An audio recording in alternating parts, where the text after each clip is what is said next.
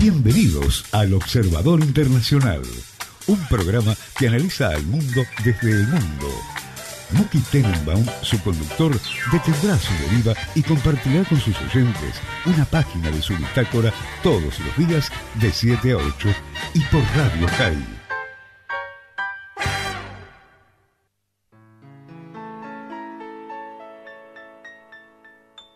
Ne me quittez pas, il faut oublier, tout peut s'oublier, qui s'enfuit déjà, oublier les temps des malentendus et les temps perdus, à savoir comment oublier ces heures. Muy buenos días, Muki, y a todos aquellos que nos están escuchando. ¿Cómo andás?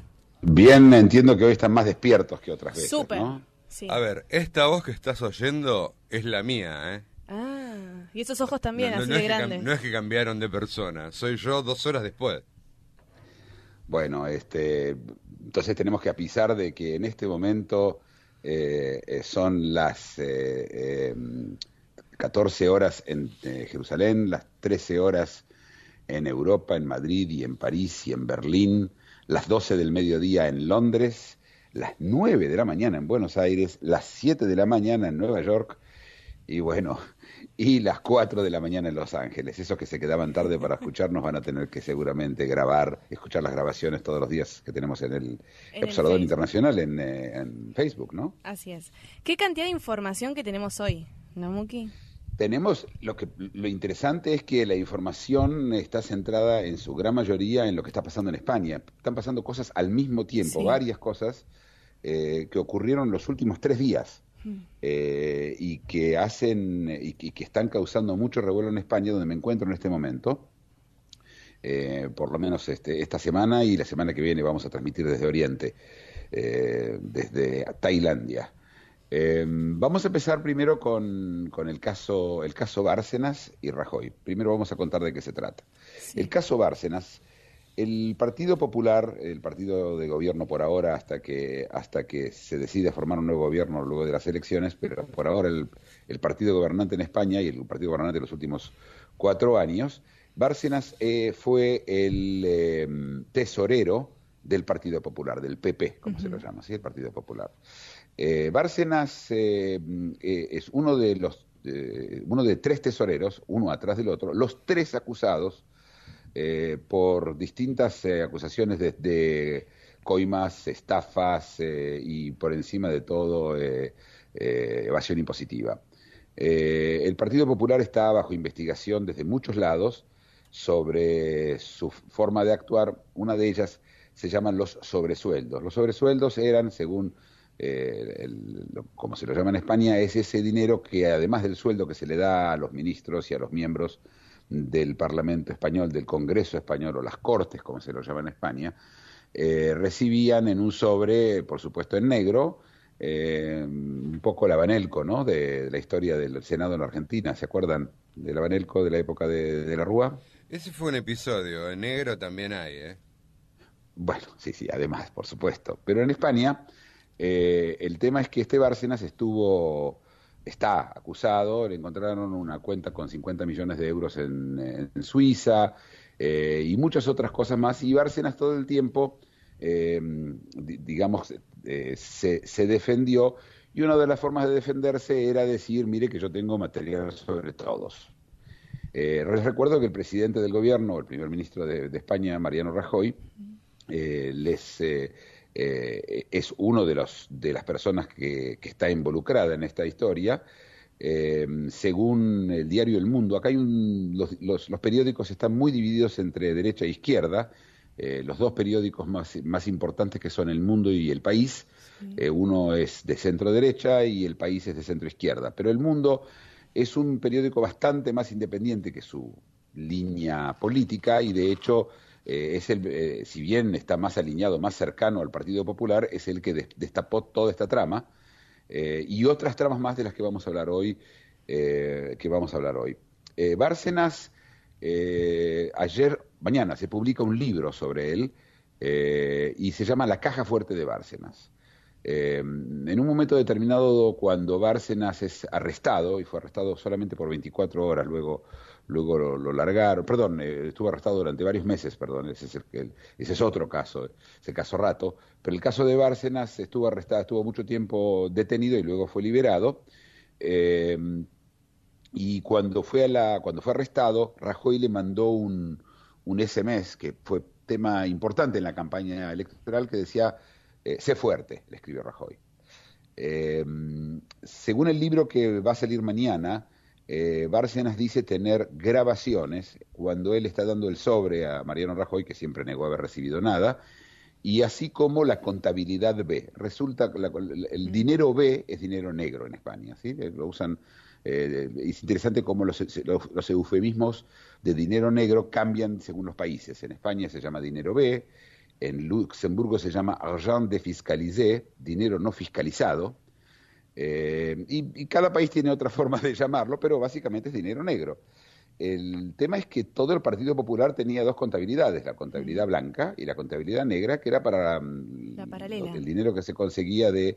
¿Cómo? La paralela, digamos. La paralela, claro, es una contabilidad que en Argentina es, digamos, bastante común, en España no tanto, o por lo menos no a niveles de partidos políticos, y los partidos políticos están muy limitados como de qué dinero pueden recibir, de qué fuentes, etcétera, y por supuesto en el dinero que le servía al Partido Popular para subvencionar sus campañas de forma, bueno, que ya entendimos, ¿no? De forma ilegal o ilegítima. De ¿sí? forma B. Dinero B. Y Bárcenas dice que tiene estas grabaciones.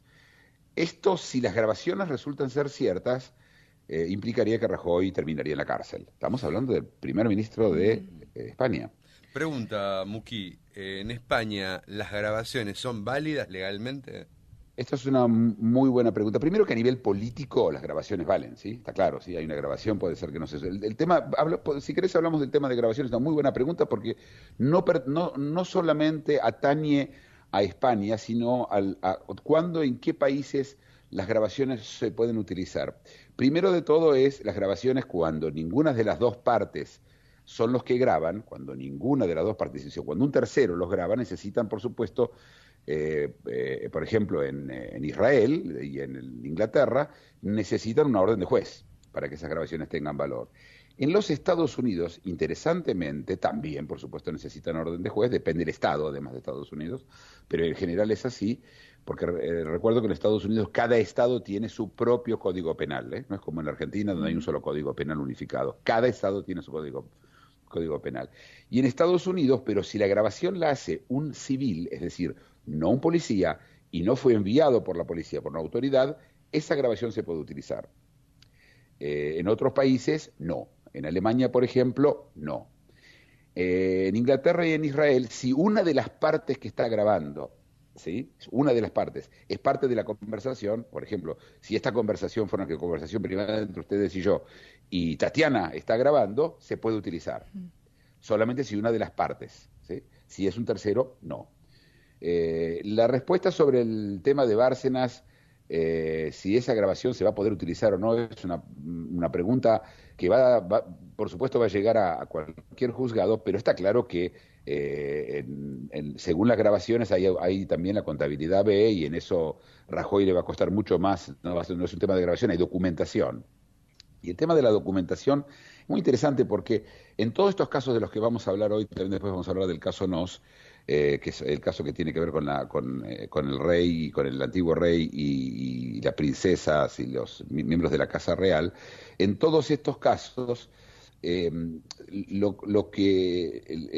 tema central en todos estos es la parte pública, ¿sí? No es la parte criminal. No importa que si desde el punto de vista técnico va a ir o no va a ir a la cárcel, no sé, pero yo supongo que el tema de Bárcenas deben tener más, y hay muchas grabaciones. Lo que sorprende es la cantidad de documentación y grabaciones que hay. Es decir, la gente estuvo pensando durante años, porque esto empezó en el año 82, el caso de Bárcenas, 1982, este hombre está en el Partido Popular, es decir, se estuvieron cuidando y como reservándose cosas, de las cuales nosotros conocemos en la Argentina, la CIDE, y con los escándalos que tuvieron que ver con la CIDE también, ¿no? Y a mí me sorprende es decir, el hecho que la gente se cuida tanto, no se cuida al final cuando sabe que se le vienen las cosas encima, sino se empiezan a cuidar, es decir, a reservar como para poder chantajear con ese material y evitar ir a juicio. Y de hecho, en España hasta hace no hace mucho estas cosas se resolvían, los jueces, por ejemplo, son todos nominaciones de partidos políticos, incluyendo la Suprema Corte, que hay una Suprema Corte que se trata, que es el Tribunal Constitucional, no es la Suprema Corte como en Argentina, que está unificado el tema constitucional, penal y civil, es decir, si hay un juicio criminal, la instancia más alta sigue siendo la Suprema Corte en la Argentina, si el tema constitucional es la Suprema Corte, si es civil es la Suprema Corte, es decir, hay un solo grupo colegiado que se ocupa. En España no, en España la parte constitucional, al igual que en Francia, es un tribunal separado, pero en todos los tribunales son gente que tiene que ver con los partidos políticos que los ayudaron a llegar.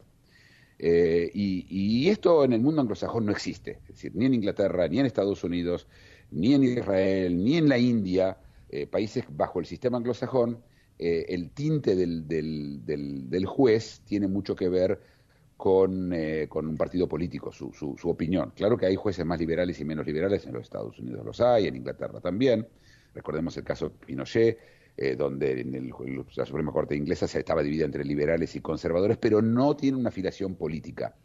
Y de hecho en los sistemas anglosajones los jueces no hablan. Jamás un juez va a hacer una declaración a la prensa. Nunca, en ningún caso, bajo ningún concepto. Nunca. Porque si lo hace, pierde el puesto. ¿Sí? ¿Está claro lo que dije? Sí. Impresionante. Impresionante. Y entonces en España, también. claro, se arreglaban las cosas, ¿sí? Había dos partidos políticos, entre los dos más o menos se cubrían uno al otro, el PSOE, el socialismo y el PP, y era como lo llama derogativamente acá el partido Podemos, el partido de ultraizquierda, lo llama la casta. En algún lugar son una casta, ¿no? Uh-huh. Sí. Ahora, los números que mencionás con respecto a ¿Cómo? Bárcenas, es un bebé de pecho al lado de Jordi Pujol. Jordi Pujol, es que acá se llama la política del y tú también.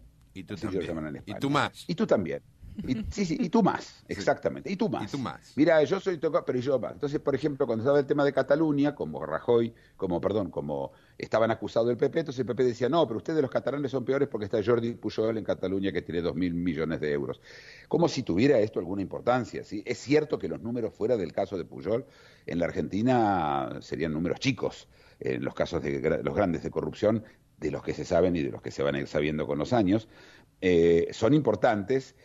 Y hay y esto hay que explicar, la sociedad española es una sociedad que aborrece la corrupción, la aborrece, no el dinero B, es una sociedad donde hay dinero negro, donde se mueven con dinero negro, no es toda la economía o la gran parte de la economía, pero existe, pero corrupción está muy mal vista, pero muy mal vista, y exigen que se los castigue, y no importa con quién hables, ricos, pobres, la gente odia la corrupción, y habla bien de una sociedad que quiere curarse de eso, ¿no? De ese mal, porque es un mal, ¿no es cierto? La corrupción es una plaga, hace mucho daño, y acá en España, con la gente que estuve hablando, y hablé con gente de distintos niveles socioeconómicos y incluso intelectuales, y la corrupción les molesta mucho, y de hecho el PP perdió las elecciones por la corrupción, porque la economía está muy bien comparado con cuando la recibieron, tienen 1 millón menos de desempleados, un crecimiento anual de 3%, debería haber ganado las elecciones holgadamente, y la verdad que no las ganó. El tema es la corrupción, es un tema muy importante, y el caso Bárcenas promete ser ponerse mucho peor. Y lo vamos a seguir. Bueno, mañana sale el libro y vamos a ver qué va a pasar. Mientras tanto, Rajoy tuvo suerte porque ayer finalmente la CUP, el grupo de payasos, aceptaron entrar en un acuerdo con el Junts per Sí, con el partido mayoritario, y formar un gobierno en Cataluña a último momento. Último momento quiere decir 2 horas antes que caduque el tiempo para poder formar gobierno y no llamar elecciones. A último momento. ¿Qué cosa? A último momento. Pero ustedes tenían que ver lo que era, es decir, el grupo de la CUP, había un tipo sentado en el Parlamento que yo no vi, no sé, en la cancha no vi un tipo vestido así, una cosa increíble, son realmente gente muy rara, y además que tienen asambleas infinitas para decidir cosas en forma infinita. Pero, ¿por qué se formó gobierno? Bueno, porque el señor Mas, ese que todo el tiempo quería ser el presidente de Cataluña, dio un paso al costado y asumió un alcalde de la segunda ciudad más importante de Cataluña, que es Girona, o Gerona, dependiendo de Girona, como se dice en catalán, Puigdemont se llama, de apellido, un hombre oscuro, es decir, no oscuro en cuanto a su honestidad, pero oscuro, una persona muy poco conocida. Es un alcalde que asumió hace unos años, un par de años, no importante, pero era la única forma que podían formar gobierno, y ayer él tomó el gobierno y él habló sobre echar a los invasores españoles de Cataluña. Sí. Y además prometió dejarse la piel, dijo. Prometió dejarse la piel. No, ayer yo lo escuché, vi en directo todo esto y era bastante triste todo el escenario y el nivel, ¿no? Muy bajo, pero esto le da oportunidad a Rajoy, ¿no? Le permite a Rajoy pero cuando miren, ahí tenemos un problema, la unidad de España, usan la palabra romper España, ese es ellos quieren romper España. Ajá. Pero es interesante cuando hablan de la piel, ¿cómo? hablan de los valencianos, los andaluces o ahora, los sudacas ahora solamente. vamos a hablar de eso. Pero yo propongo que pongamos la música ahora primero. ¿Qué te parece, Luis? Sí. Dale, y después vamos a hablar sobre el tema de a dónde nos lleva este tema de Cataluña y qué está pasando. Dale. Viajero incansable. Cada mañana hace un stop en su deriva para compartir sus impresiones y análisis de la realidad mundial con el oyente de Radio High. El Observador Internacional, de lunes a viernes, de 7 a 8, por Radio High. Un espacio en el cual Muki Tenenbaum, desde algún lugar en el planeta, analiza las realidades y desafíos del mundo contemporáneo.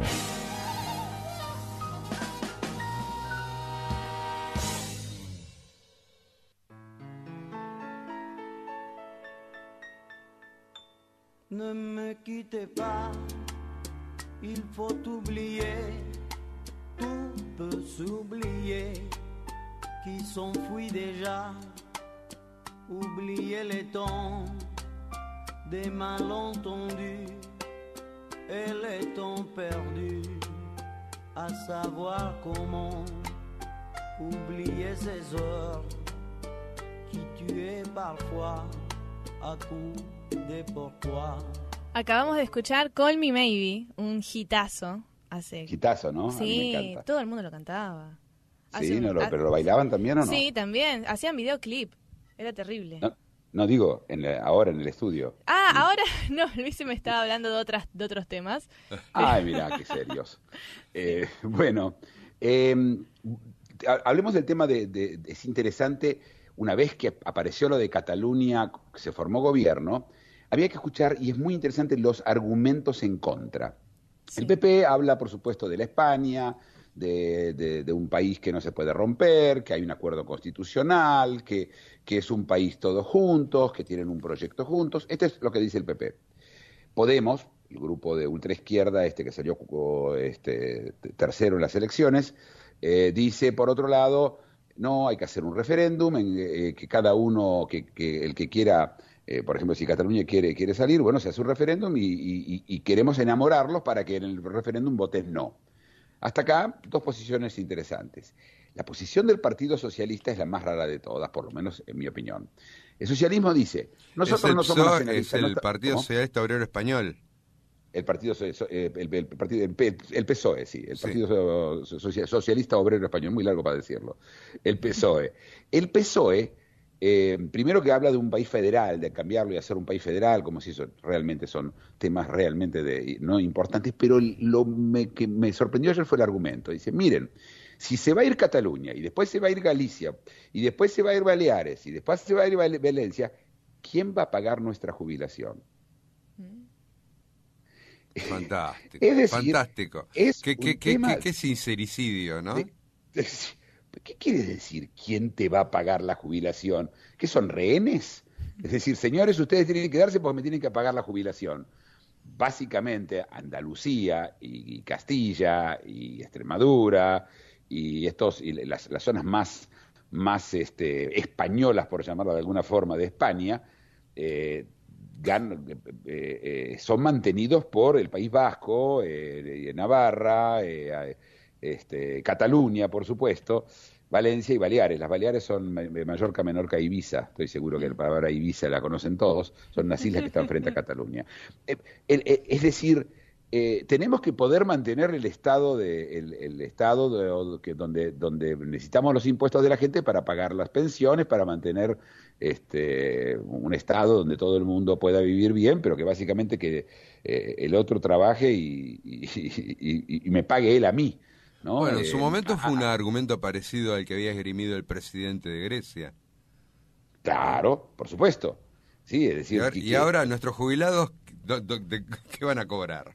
Sí, ustedes, el cuento del hombre que vino creo que lo conté, si no lo conté lo voy a contar, el del hombre que viene a ver al psiquiatra, ¿no? Y dice, tengo un problema que mi hermano cree que es una gallina. Y el psiquiatra le dice, bueno, tráigalo que lo vamos a curar. Ah, sí, ¿y de dónde voy a sacar yo los huevos? Ah, no. Claro. Estamos complicados. La verdad que las conversaciones, uno escucha a los políticos y realmente el nivel es muy, ¿cómo diría? Es bajo y además no responden unos a los otros, son monólogos todos. Y cuando hablan de Valencia, yo quiero explicar, en la Constitución española, si se cede Cataluña, Valencia tiene derecho a ceder también. ¿Qué diferencia entre Valencia y Cataluña? El nombre, porque Valencia se habla valenciano, que es exactamente igual al catalán, así como el balear, ese idioma que se habla en Mallorca, Menorca y Ibiza, es igual al catalán, ¿sí? Son tres, y de hecho los catalanes hablan de los países catalanes. De todos modos, ayer se formó gobierno y la hoja de ruta está hecha y España amenaza con cancelar la autonomía catalana, lo cual no sé qué quiere decir, porque la amenaza es no le vamos a mandar más dinero a Cataluña. No, pero el problema no es que ellos no le mandan dinero a Cataluña. Cataluña deja de pagar impuestos y España se va a la quiebra directamente, ¿sí? No tiene con qué pagar. 33%, dependiendo que le preguntes, 30% del dinero que recaude el Estado español viene de Cataluña y vuelve solo el 8%. Los catalanes están enojados con eso y lo que pidieron en su momento es hacer básicamente que cada una que haya una autonomía fiscal, que cobren ellos los impuestos, los gasten ahí y se terminó. Ellos dicen, no, pero ¿por qué? ¿Los andaluces de qué van a vivir? Entonces, ustedes tienen que mandar para que nosotros podamos mantener a la gente en Andalucía. Bueno, me suena conocido el fenómeno, ¿no? La provincia de Es un Buenos fenómeno, Aires, a ver, la provincia de La Pampa. Hay un tema ideológico, pero al final hay un tema práctico. La gente no quiere mantener al otro en forma ilimitada sin que el otro haga nada de su lado para hacerlo. Hay una discusión muy importante, pero el tema es también de que del otro lado no hay gente seria, no hay, la conversación no es seria. Bueno, sí, pero vamos al al caso. Perdóname, Muki, hubo un momento que los alemanes, los clubes de fútbol alemanes, estaban escandalizados que en el medio de la crisis española, los clubes de fútbol españoles compraban al cuádruple, quíntuple, ¿no? Tenían un Teams muchísimo más poderoso que cualquier club alemán. Pero los clubes son entes privados. Con la plata de ellos hacen lo que quieren. Los alemanes no tienen razón. La pregunta es si el Estado español en qué gastaba la plata, no en qué gasta la plata una persona privada. Una persona privada, de la plata paga los impuestos y después de eso hace con el dinero lo que se le da la gana. Porque si no, además, por ejemplo, el caso de Barcelona es interesante. ¿Qué pasa si mañana Cataluña se hace independiente? ¿Qué pasa con Barcelona? ¿No va a poder seguir jugando en la Liga Española? Ya la Liga Francesa le ofreció jugar en Francia. Ya. Y ellos tienen un antecedente. El Mónaco, recordemos que Mónaco es un país independiente, juega en la Liga Francesa. Así que cuanto más se empujen, peor se ponen las cosas. Pero bueno, no me quiero ir a la tanda antes de hablar del caso Nos, sí. Que es un tema importante. El caso Nos se trata del rey anterior de España, lo que llaman acá el rey emérito, Juan Carlos, que fue el rey de la transición, el rey que Franco lo puso como para que sea un rey absolutista y él se convirtió en un rey constitucionalista. El rey del ¿por qué no te callas? Sí, ¿por qué no te callas cuando le dijo Chávez? Sí. Un hombre muy cuestionado, claramente todo el mundo sabía que la Casa Real hacía negocios y él tenía el hijo, que es el actual rey, y 2 hijas. Y una de las infantas, así se llamaban, la nombró a ella duquesa de Palma, Palma de Mallorca. Tienen duques ellos, el príncipe es el príncipe de Asturias, todo muy copiado de la Inglaterra, ¿no? De Prince of Wales, el príncipe de Gales, etcétera, todo muy copiado, aunque es un reino, como reino es de reino de tercera, sí, la reina de Inglaterra, no importa la plata que ella gasta como reina, el hecho de que ella es reina, la cantidad de dinero que le entra a Inglaterra de todo el merchandising del reinado, por llamarlo de esa forma, es mucho mayor. Acá en España es al revés, ellos son grandes gastadores, ¿no? Y este rey, la infanta se casó con un famoso jugador de pelota vasca llamado Undargarín, que resultó ser un vivo de aquellos, y hicieron grandes negocios utilizando todos los contactos que ellos tenían, no pagando impuestos, etcétera.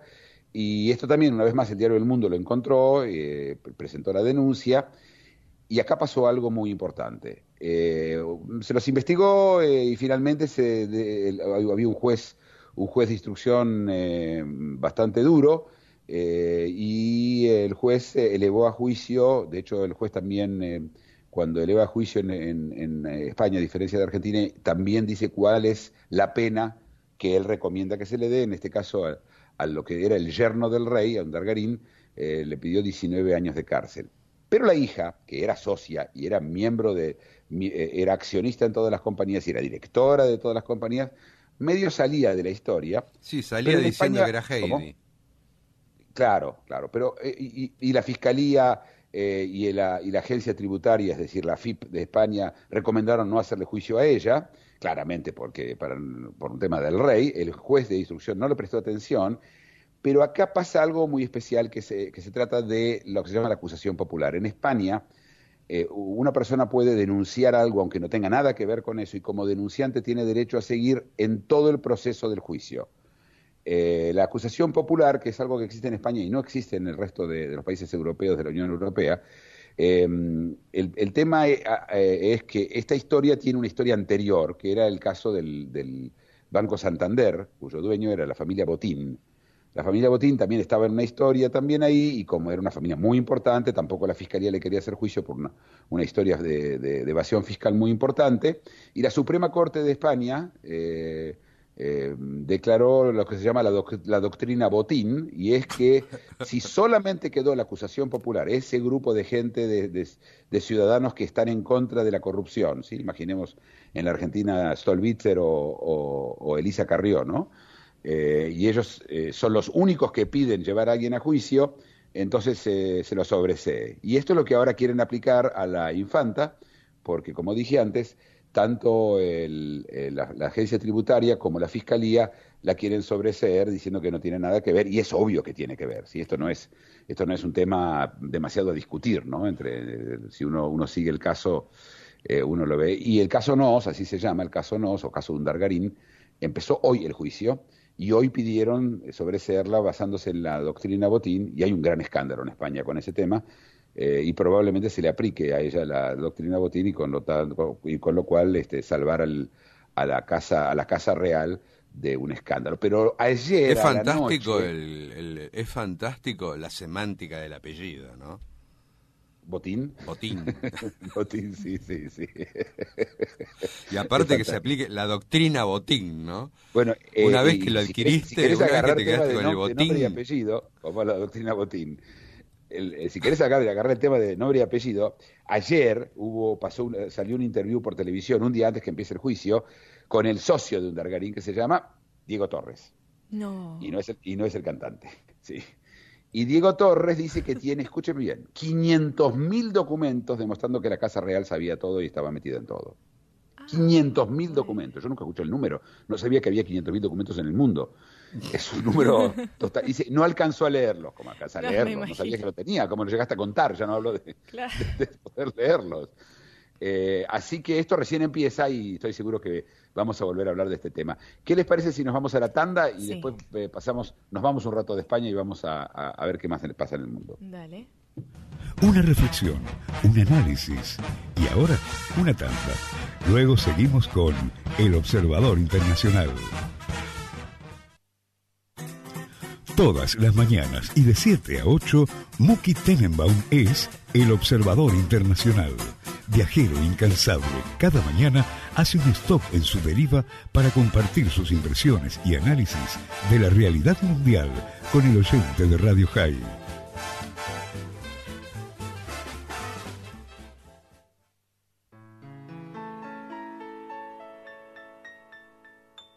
Ne me quitte pas, il faut oublier, tout peut s'oublier. Ahora, ¿a qué país nos iríamos? Bueno, vamos a México. A México. Bueno, me gusta. aunque el tema termina en Estados Unidos, quizás, aparentemente. Primero, mientras buscaban en la Argentina a los 3 prófugos y en Israel al asesino de la calle de Dizengoff, en Israel, en Estados Unidos, en México, hace mucho tiempo ya lo estaban buscando al Chapo Guzmán. Uh-huh. Lo agarraron, pero antes de contar cómo lo agarraron y por qué lo agarraron, quiero contar quién es el Chapo Guzmán. Y no es un tema menor, porque el Chapo Guzmán no es uno más de esos jefes narcos que hay en México, ni es tampoco muchos lo compararon con Escobar. Este es sin duda el más grande capo narco de la historia.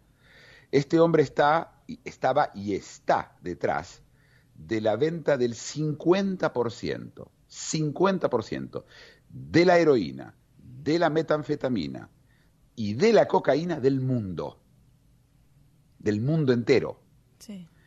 Es decir, más que Escobar. ¿Cómo? Es más que Escobar. Es grosso.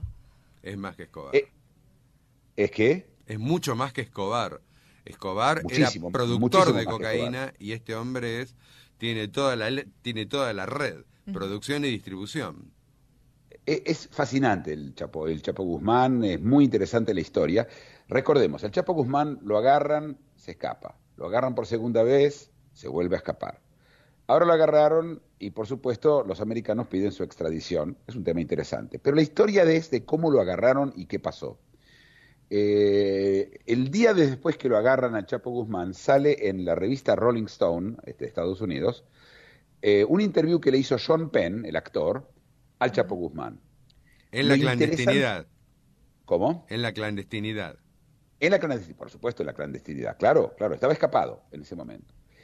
Y la historia tiene ribetes increíbles, ¿sí? El hecho de que el hombre que es el rey, el rey de la droga mundial, sus niveles de debilidad personal sorprenden. Chapo Guzmán era un admirador. Yo no sé si algunos llegaron a ver en la Argentina si se mostró una serie que se llamaba La Reina del Sur. Sí. La Reina del Sur tiene una actriz principal, del cual él es un admirador. Y él empezó a llamarla a ella y a cortejarla, ¿sí? Es una mujer, actriz, personalmente parece que bastante simple. Ella le escribe una carta abierta, le escribe a él una carta diciendo: ¿por qué en vez de traficar con cocaína no traficas con amor? Bueno.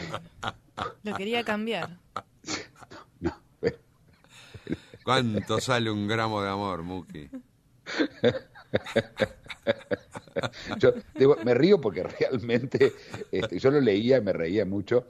Al final no es la profesión de ella ni ser política ni ser poetisa claramente, pero bueno, y en un momento determinado ella es muy amiga de Sean Penn. ¿Quién es Sean Penn? Sean Penn es un actor bastante famoso que en su momento se encontró con Chávez y era chavista, pero por otro lado se portó muy bien con los demócratas, un hombre que salió a favor de Leopoldo López. Marido de Madonna.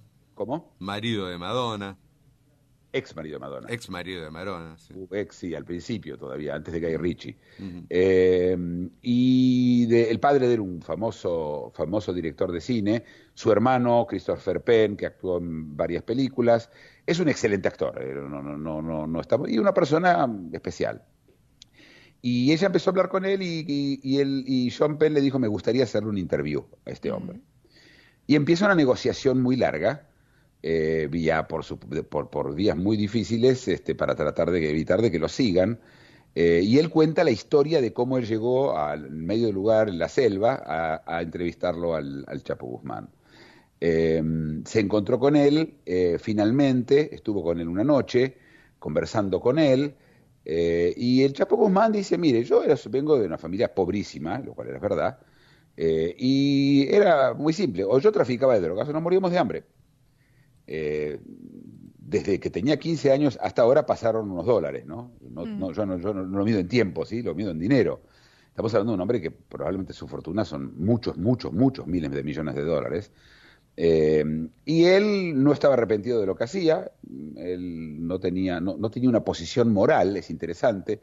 Escobar era un político, ¿sí? Recordemos que Escobar fue miembro del Parlamento en Colombia, ¿sí? Un hombre, fue miembro del Parlamento, se había culto, ofrecido, ¿no?, a pagar la deuda externa colombiana. Se había ofrecido, pero además un hombre culto, Escobar era un hombre culto. Uh-huh. Este es un hombre muy simple, es conocido por no ser violento, es decir, son muy violentos, por supuesto, pero comparado con el resto de los carteles, él se sabía que ellos solamente mataban si necesitaban y solamente ese que tenían que matar, como si eso eran más pacíficos, sí. Sí. Entonces, recordemos que él viajó a la selva Sompel con esta mujer, con la actriz esta. ¿Kate esta del actriz, Castillo es la mujer? No recuerdo el nombre, debo reconocer que no se me pegó el nombre de ella. Se me pegó más el tema del amor. Muy ¿Cómo? bonita. Acá la estoy viendo y muy bonita. Muy bonita, yo vi La Reina del Sur, es también una historia de una mujer que era esposa de un narcotraficante y luego se convierte en la gran narcotraficante en España, una novela tipo del nuevo estilo que hay, ¿no? Que como Narcos y como Sí. El Patrón del Mal, es unas novelas. Recordemos que hay todo en México hay una admiración por esta gente, hay un género musical que se llama los narcocorridos. Uh-huh. Los corridos los mexicanos cantan canciones de loas a determinadas cosas y los narcocorridos es a los narcotraficantes. Y son duros, tienen un parecido con el repente brasilero, ¿sí? Son baladas, no solamente canciones. En México hay mucha admiración a esta gente y él cuenta una cosa que me pareció muy curiosa, que él estuvo con Escobar en la casa de él que tenía la finca que tenía Escobar en Colombia. Es decir, él lo conoció a Escobar. Sí, ¿no? Y ahora hay una historia detrás. Bueno, los americanos piden la extradición, tienen que pasar todo un proceso y ahora el Chapo Guzmán, que la última vez escapó de la cárcel de alta seguridad, que me recuerda a otras cárceles de alta seguridad que hay más por la zona de ustedes, ¿no? Donde se escapa la gente. El único penal de máxima seguridad es el que patea Ortigosa. Ya te lo dije el otro día. Yo soy de otra generación, yo diría de Albrecht, pero bueno, tucumano. Sí, es el único penal de alta seguridad, por lo menos en Argentina. Sí.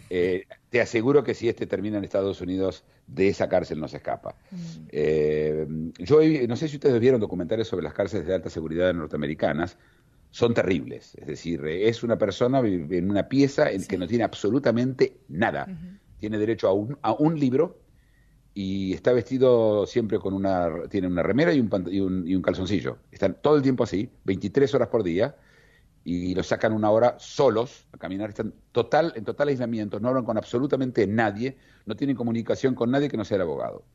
En Estados Unidos el sistema penal que tiene hoy casi el 3% de la población adulta, escuchen, 3% está en la cárcel de Estados Unidos. Es un sistema muy agresivo, muy duro y con ningún derecho. Es decir, se pierden absolutamente todos los derechos. Y hay estados en los cuales es privado el sistema penal, ¿no? En Estados Unidos en parte son privados. Justamente las cárceles privadas son mejores que las nacionales, pero mejores ¿en qué? Por supuesto, repito, no tienen derecho a hacer nada. Fuera de ver a su abogado, nada. No tienen derecho, por supuesto, a las visitas conyugales, que eso es un concepto que existe en la Argentina, y que existe en muchos otros países, incluyendo México, y que en Estados Unidos no existe. No hay derechos conyugales, no hay derecho a nada. Las cárceles son el final, el final de la carrera, ¿no? Especialmente en estos casos. Y ellos piden su extradición, y bueno, el proceso va a llevar unos meses, y vamos a ver si lo van a entregar o no, porque el tema no es un tema menor, y este es un hombre con mucho poder que puede causar en México un daño inmenso. Ustedes se imaginan con ese dinero y ese poder, si él decide llevar a México al caos y a la guerra civil, podemos encontrarnos con otro Siria, pero esta vez va a estar al sur de Estados Unidos, no en medio del Medio Oriente. Bueno, con otros gobiernos los han ido a buscar los Estados Unidos sí, en algunos casos a Noriega sí, lo fueron a buscar. pero ¿cómo? A Noriega lo fueron a buscar. Bueno, Noriega es una historia distinta, porque Noriega manejaba un país. Ajá. Y era un país narco. Y ¿sí? Colombia declararon a sus narcos extraditables. Bueno, eso fue toda la historia con que tuvo que ver con Escobar, con los extraditables, pero los que firmaron para no ser extraditados hicieron 4 años en una cárcel y luego se convirtieron, muchos de ellos dejaron de ser incluso narcotraficantes. Pasaron a la política. Pero vamos a hablar yo quiero hacer un programa sobre la mafia en algún momento, sobre las mafias en distintos lugares del mundo, y este no va a ser un tema menor. Estoy seguro que esto no es lo último que escuchamos del Chapo Guzmán y de lo que puede llegar a pasar y puede hacer caer a México en un estado de absoluto desgobierno y en lo que se llama en inglés a failed state, un estado fallido, que no es un fallido de un estado, ¿sí? No es lo mismo. Ayer a todo eso las Naciones Unidas declararon que Somalia ya no es más un estado fallido, yo supongo porque ya no es más un estado. Solamente puede ser un estado fallido quien es un estado, ¿no? ¿Cómo? Un estado ausente directamente ahora. Sí, ya no está ausente porque no está. Para que haya una ausencia tiene que haber una presencia. Tiene que haber un estado, claro. Exacto. Bueno, ahora sí, nos vamos a un tema. al último interregnum musical. Dale. Y seguimos hablando así. De lunes a viernes y de 7 a 8, Muki Tenenbaum es El Observador Internacional por Radio High. Viajero incansable, cada mañana hace un stop en su deriva para compartir sus impresiones y análisis de la realidad mundial con el oyente de Radio High.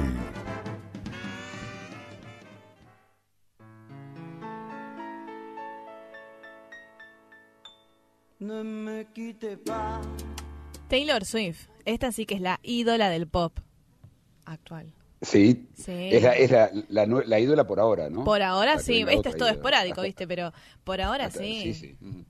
Muki, ¿me permitís mañana traer un narco corrido? Así la gente lo escucha. Y un narco pensé que querías traer. Claro, bueno, dale. También podés traer un narco si querés también. No, por favor. No, voy a traer dos cosas. Voy a traer un narco corrido y una cosa del Instituto Mexicano de Sonido.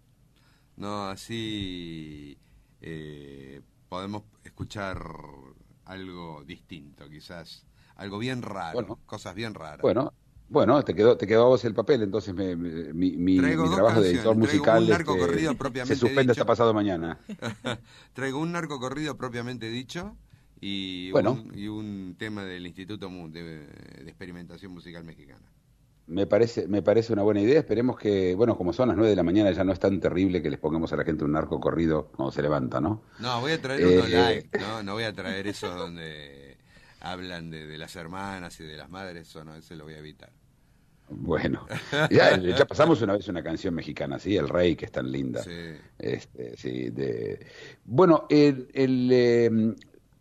tenemos hoy para hablar todavía del tema de Malasia, que vamos a empezarlo hoy, lo vamos a seguir mañana, pero quiero empezarlo hoy porque me parece un país muy interesante para hablar de él. Pero primero expliquemos qué pasó durante el siglo XX y el siglo XIX en el sureste asiático. Cuando hablamos del sureste asiático me refiero a los siguientes países. Birmania, ahora tiene un nombre oficial, Myanmar se llama, Birmania, Malasia, Vietnam, Camboya, Filipinas, Indonesia, y Singapur. Estos son países del sudeste asiático, y Tailandia, por supuesto. Quiero simplemente empezar a hablar de Malasia, igual vamos a hablar después de otros países en otros días, pero ¿bajo quién estaban gobernados? Esto es importante. Birmania, Malasia, Singapur estuvieron bajo el dominio inglés. Vietnam, Camboya estuvo bajo el dominio, y Laos bajo el dominio francés.